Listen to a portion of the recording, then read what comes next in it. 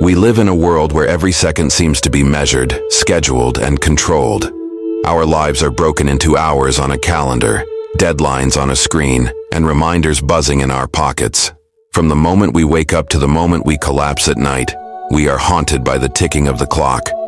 And yet, in all this effort to manage time, to master it, to stretch it, we find ourselves strangely devoured by it. The harder we try to control time, the more it slips through our fingers. Think about your own day. Maybe you wake up with a list of tasks, a plan, a strict schedule. You tell yourself, if I manage my time better, I'll finally be free. I'll have peace. I'll have control. But what happens? The more you try to structure it, the more you feel the weight of time pressing on you. The day races ahead. You check your phone. You check your watch. You check your planner. And suddenly, the hours are gone. You feel behind, guilty, anxious. You feel like time has swallowed you whole. Jiddu Krishnamurti once asked us to look at our relationship with time. Not just the time on a clock, but psychological time. The constant movement of the mind from past to future, from memory to desire. He pointed out something profound. As long as we are caught in this movement, we are never truly present. And if we are never present, then life is always slipping away. When you sit down to enjoy a meal, is your mind there? Or is it already planning tomorrow's work? When you're with a friend, are you fully listening? Or are you mentally rehearsing the next thing on your schedule? This constant occupation with the next robs us of the only reality we have, the now. In chasing time, we lose life itself. It's almost ironic. Society tells us that time management is freedom, that by mastering our calendars and squeezing productivity out of every minute, we'll achieve peace. But have you noticed? The more obsessed you become with time, the less freedom you actually feel. The calendar becomes a cage. The clock becomes a tyrant. Every minute feels like something to be used, to be exploited, to be filled. And in that pressure, joy withers away. Krishnamurti invites us to see that the problem is not with time itself, but with our mind's relationship to it. We don't just use time as a tool, we carry it psychologically. We carry the weight of yesterday's regrets. We carry the burden of tomorrow's fears. We live in a constant struggle between what has been and what might be, and so we rarely touch what is. Imagine a person sitting in a beautiful garden.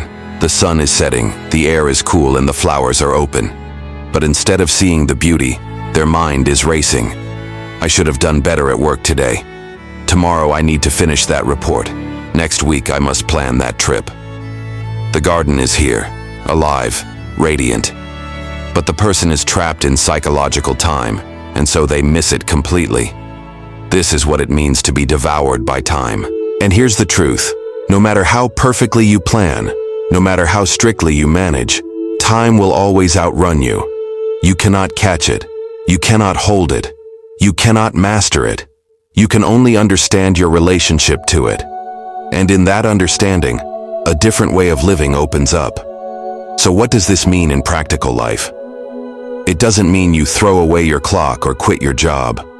Time is necessary for daily functioning.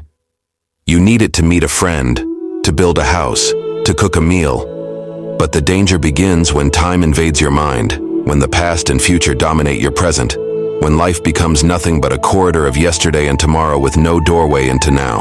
Ask yourself, when was the last time you sat quietly without looking at a screen, without waiting for the next thing, without rushing toward the future?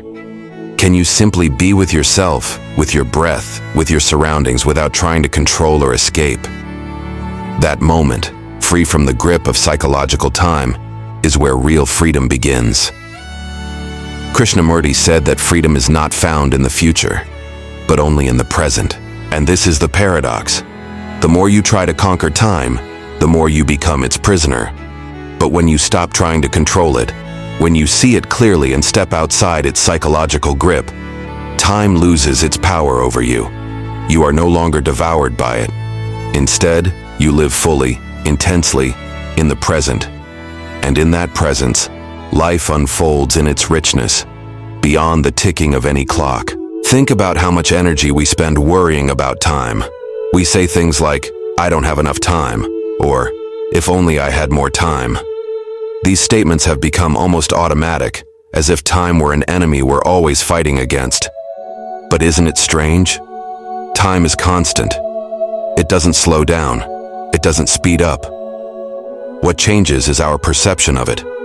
And our perception is colored by fear, desire, and ambition. Take ambition as an example. You want to achieve something great, whether it's in your career, your relationships, or your personal goals. You picture the future as a shining destination. But to get there, you feel you must sacrifice the present. You tell yourself, "I'll be happy when I succeed. I'll rest when I've achieved this or that." And so, the present moment becomes nothing but a stepping stone. It's no longer valued for what it is. It's only a means to an end. In this way, ambition stretches time into a painful corridor. The future becomes a carrot dangling in front of you, and you run endlessly toward it without ever tasting life right here. Now consider fear. Fear of failure, fear of loss, fear of not becoming what you think you should be. Fear is always tied to time.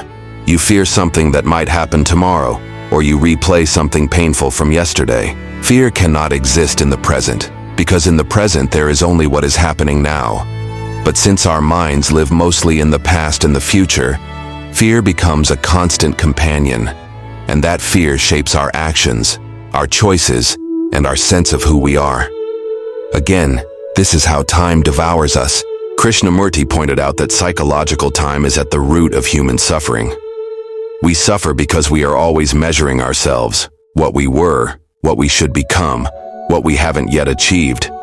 This comparison creates conflict, and conflict creates misery. You may have noticed this in your own life. Perhaps you compare yourself to who you were 10 years ago, or to someone you think you should be 5 years from now. In that comparison, there is dissatisfaction. There is tension. You are never enough because time is always whispering in your ear. You are late. You should be better. You should be further along. But let's pause here. Is it possible to live without being trapped by that whisper? Is it possible to meet life without the shadow of past and future constantly following us? Krishnamurti suggests it is. And the doorway is awareness. Awareness is not about controlling your thoughts or forcing your mind to be still. It's about seeing, clearly, what is happening without judgment. When you notice your mind drifting into regrets of the past or worries of the future, you simply acknowledge it. You don't condemn it and you don't chase it. You watch it, like watching clouds pass across the sky. In that very act of observing, something shifts. The mind begins to loosen its grip on time. You realize that the present moment is not something you have to create. It's already here, waiting for you to notice. And this is where the magic lies. When you are truly present, time loses its weight. Minutes and hours may still pass, but they don't consume you. You are no longer living in opposition to time. You are living with life itself. A conversation becomes richer. A walk outside feels alive. Even something ordinary, like washing the dishes or sipping coffee, carries a sense of freshness. Because for the first time, you are actually there.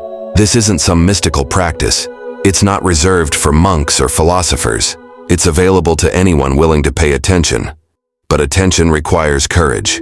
It requires the courage to stop running, to stop escaping, to stop filling every moment with distractions. It means facing yourself as you are, here and now, without the mask of what you were or what you think you should be. And maybe this is the hardest part. We are so conditioned to live in time that the idea of stepping out of it feels terrifying. Who would you be if you weren't defined by your past? Who would you be if you stopped chasing a future image of yourself? That unknown can feel uncomfortable, but in that unknown lies freedom. So perhaps the invitation is not to conquer time, but to understand it. Not to manage it as if it were a wild beast, but to see the ways in which our minds create unnecessary prisons around it. When you see clearly that the more you try to master time, the more it consumes you, then something shifts. You stop fighting, you stop chasing, and in that stopping, in that silence, you discover a new relationship with life. Life, then, is no longer a race against the clock. It is not a series of deadlines or regrets. It becomes something whole, immediate, alive. And in that wholeness, there is peace. Not the peace that comes tomorrow, not the peace you hope for in some distant future, but peace right here in this breath, in this very moment, this. So in the end, the question isn't about how much time you have or how well you manage it. The real question is, can you step outside of time, even for a moment, and live fully right now? Because the present isn't something small. It isn't just a passing second on a clock. The present is life itself. It holds everything. Krishnamurti often said that when the mind is free of psychological time, there is an extraordinary silence, a freshness, a clarity. And from that clarity, right action flows naturally. You don't have to force it, you don't have to calculate it. Life unfolds with an intelligence of its own. So maybe freedom isn't found in the endless struggle to master time. Maybe freedom is found when you no longer let time master you.